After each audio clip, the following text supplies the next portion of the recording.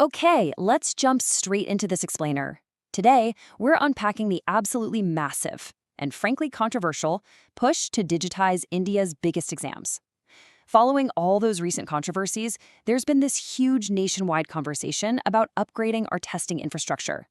Going digital sounds great, right? But is it actually the flawless solution everyone hopes it is? Let's dive in and look at how computer exams face hurdles that are incredibly complex. To really wrap our heads around the scale of this challenge, we just need to look at this number, 2.5 million, or 25 lakh. That is the staggering amount of students fighting for a highly limited number of medical seats in the NEET exam every single year. I mean, we are talking about one of the most intensely competitive environments on the planet. Just to put that into perspective, the JEE engineering exam sees about 14 lakh students. So trying to handle 2.5 million test takers on a single day, that is an absolute logistical mammoth.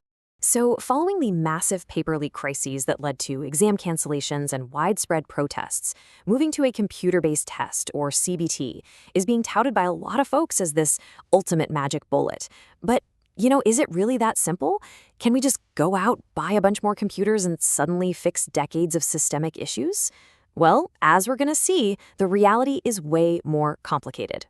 Section 1. The paper leak crisis and the digital promise. To evaluate the digital fix, we first kind of need to understand why the current system breaks down. The core difference really just comes down to physical versus digital.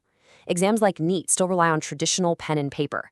That means millions of physical booklets have to be printed, sealed up in boxes, loaded into trucks, stored in local treasuries, and then physically handed out at thousands of remote centers.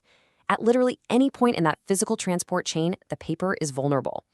On the flip side, exams like JEE and CAT use secure digital formats, zero physical transport.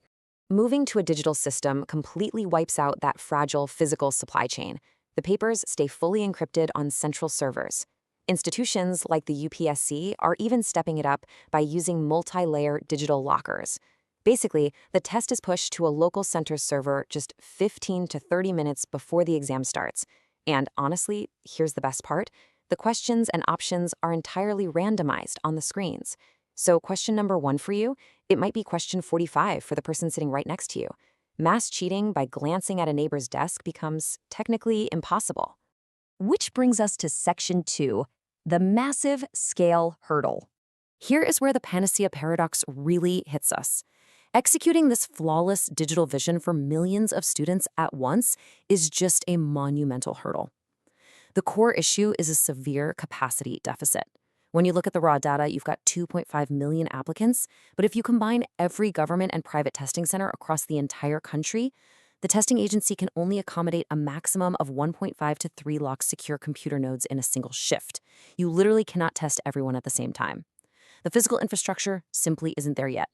So what's the workaround? To physically test all 2.5 million students on computers, the exam would actually have to be split up across 10 to 12 days, running 2 shifts per day, a morning and an evening shift. You're taking a single-day exam and turning it into a grueling 20-session marathon. But wait, that poses a massive systemic complication. Obviously, you can't give the exact same question paper to students across 20 different sessions over 2 weeks, right? The first batch would just walk right out and tell the later batches everything. You'd need 20 completely unique, highly secure question banks. And generating those 20 equal papers leads us right into Section 3, the normalization nightmare. This is a concept that sounds pretty straightforward in theory, but it is incredibly messy to execute.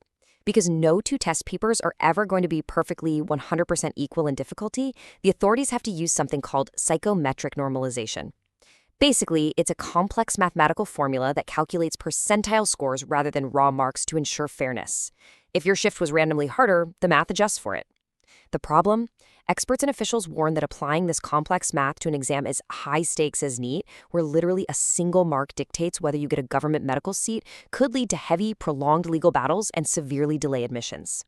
Then we have to consider Section 4, New Age Digital Threats. Because let's be real for a second, eliminating physical paper doesn't eliminate cheating. The corruption doesn't disappear, it just upgrades.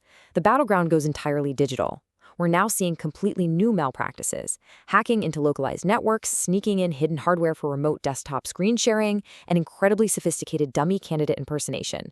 I mean, if a local server is compromised or a professional proxy sits down at the computer, the integrity of the whole exam collapses just as fast as a leaked paper booklet. To fight this off, these testing centers have to become absolute technological fortresses. We're talking completely isolated local area networks, no outside internet connection whatsoever. They need locked browsers that actively block any background software from running, plus a 3-tier biometric system.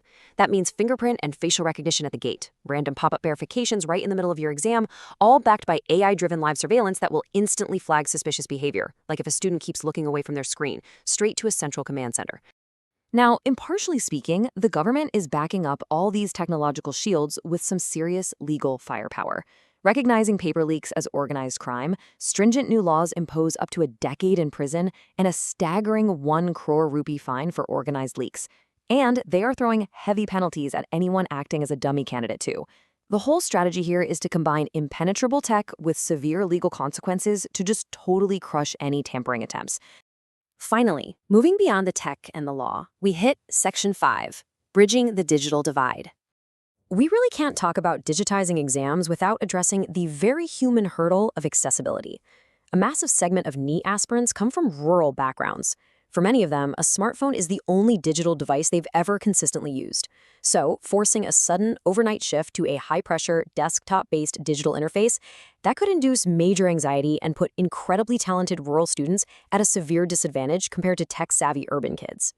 To bridge this divide, educational researchers have proposed a few key solutions. First, set up completely free CBT mock test centers in rural areas months before the actual test. Second, the exam interface itself has to be ultra simple, just a basic next, save, and submit button. And crucially, it needs a seamless native language toggle, so students can instantly switch between English, Hindi, and regional languages if they ever feel confused. Tying this all together securely, former ISRO chief Dr. K. Radhakrishnan, who heads the Exam Reform Committee, made a great point. He emphasized that we need infrastructure we can actually trust. Right now, there's a massive push for the 2025 and 2026 exam cycles to build around 1,000 highly secure, government-owned test centers run by dedicated tech personnel. Because right now, relying on private, third-party cyber cafes is a massive vulnerability they're actively trying to shut down. So, as you can see, transitioning to computer exams is clearly not just about buying more computers. It's a profound logistical, technical, and human hurdle. It demands a complete overhaul of our national infrastructure, dealing with complex normalization math and locking down extreme cybersecurity. Which leaves us with this final thought. As we rush to close the physical loopholes of the past, is the system truly ready for this massive digital leap? Or are we just forcing the corruption to upgrade its tactics? Thanks for joining me on this explainer today. Keep questioning and keep learning.